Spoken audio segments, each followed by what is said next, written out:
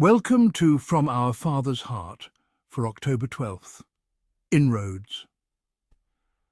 Have you noticed that few people are really concerned about being reconciled with me anymore? Have you noticed that those who are supposedly wise in your world have done little research as to what happens to them after they close their eyes for the last time?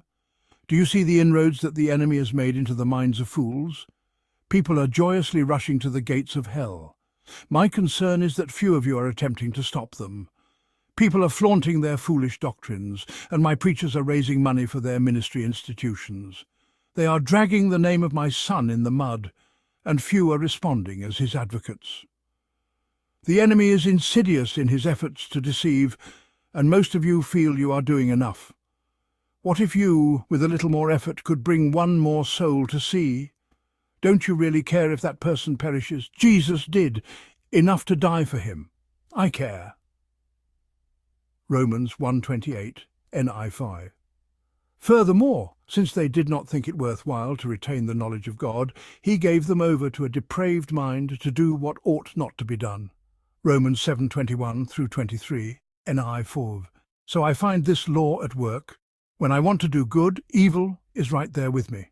For in my inner being I delight in God's law, but I see another law at work in the members of my body, waging war against the law of my mind and making me a prisoner of the law of sin at work within my members. End of scripture reading.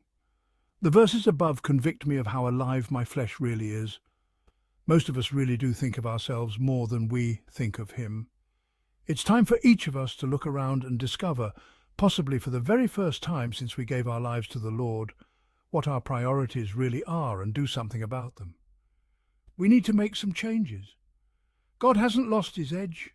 He is still passionate for souls. Jesus hasn't let up. His blood is still fresh. What has happened to us? Where is the weeping for souls?